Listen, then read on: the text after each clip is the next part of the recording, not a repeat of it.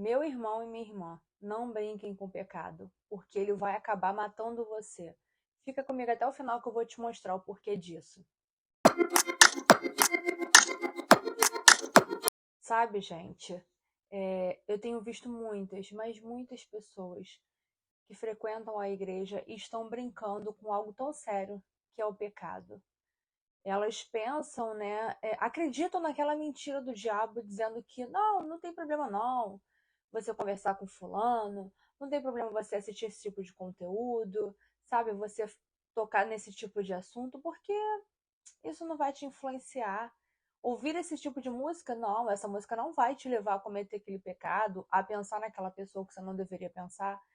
Muitas falácias o capeta tem colocado na mente das pessoas, tentando convencê-las de que simplesmente você passar perto do pecado não vai te fazer cair.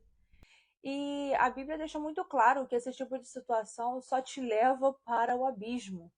Você veja, né? Vamos lá para o início da humanidade, lá no Jardim do Éden, com Adão e Eva. O que aconteceu? Deus deu uma ordem para os dois, né? Preste atenção no que está escrito no versículo. Ele fala o seguinte: da árvore do meio, vocês não devem comer o fruto, nem tocar, muito menos tocar. Percebe que Deus falou, nem tocar, porque ele sabia que se o homem chegasse perto, tocasse, apalpasse, ele iria desejar aquele fruto. O pecado, ele é bom, gente.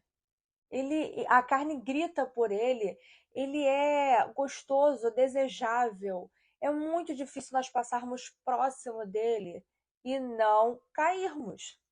Você veja que Deus falou: nem toque, porque se você tocar, é apenas um passo para você cair. Foi o que aconteceu com Adão e Eva.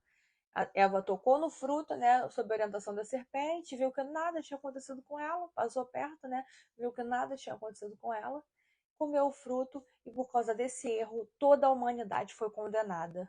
Tamanha catástrofe que o pecado causa na vida de uma pessoa. A morte chegou para eles. Infelizmente, nós estamos aqui hoje, né, lutando para nos encontrarmos novamente com o Pai por causa desse erro de Adão e Eva lá no Jardim do Éden. Você vê outro caso que, assim, na Bíblia eu fico vendo, meu Deus, esse daí brincou e brincou demais com o pecado, achando que ele poderia resistir, que foi Sansão. Sansão ficou loucamente apaixonado por Dalila, né? Assim, absurdamente apaixonado, ao ponto de contar o voto que sua mãe tinha feito ao Senhor Deus, né? De não cortar o cabelo, ele era um nazireu. Então, ele, cegado pela paixão, revelou o que mantinha a sua força, né? E aí você veja que Dalila, ela percebeu que ele já estava ficando apaixonado por ela, e os filisteus também percebendo isso, o que fizeram? Pediram para que ela persuadisse ele, ao ponto dele chegar e falar o que acontecia, né? Porque ele era um cara tão forte que ele matava milhões de filisteus, né? Milhares de filisteus, é, apenas com uma queixada de boi. Então, assim, ela foi e falou com ele: poxa, Sansão, me fala o que está acontecendo, por que você tem essa força? Aí ele vai lá e brinca com ela: não, se você vai amarrar com uma corda, é, é, eu vou ficar preso e eu vou perder minha força. Aí ela vai lá e amarra ele com uma corda e brinca: Sansão, os filisteus. E aí ela fala de novo, né? Percebe que ele tinha mentido, e ele vai lá e fala uma outra brincadeira com ela. E ela vai lá, já ficando já irritada com isso: poxa, você não me falou o seu segredo. E pela terceira vez ela vai lá e fala: o que te faz ter essa força? E ele vai lá e brinca, né, com o negócio do cabelo dele, enfim. Tá tudo lá na palavra de Deus. Ela vai lá e chama os filisteus e vê que a força dele não tinha se acabado, né, nessa situação. E aí ela vai e fala com ele: Sansão, poxa, já é a terceira vez que você me engana.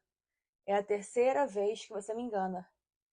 E você não me fala o que tá acontecendo.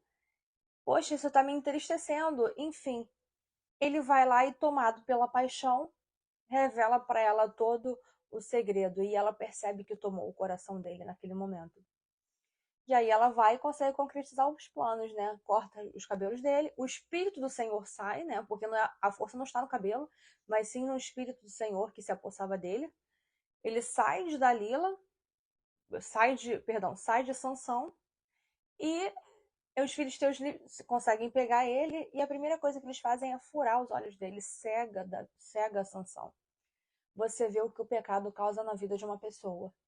Não adianta você achar que você vai suportar a tentação. A palavra do Senhor fala claramente que o espírito dá pronto, mas a carne é fraca. Não adianta. Não adianta você achar que pode manter certos tipos de amizade, porque você não vai conseguir resistir à tentação em certos momentos. O diabo sabe como te atingir, gente. Você que vai lá e assiste aqueles filmes românticos com um pouquinho de erotização, meu amigo, aquilo dali é pornografia implícita. Você acha que não está caindo no pecado? Que você não está com pensamentos obscenos depois de assistir esse tipo de conteúdo? E aquelas músicas que fazem você ter vontade de beber, de dançar, pensamentos obscenos, praticar imoralidade sexual.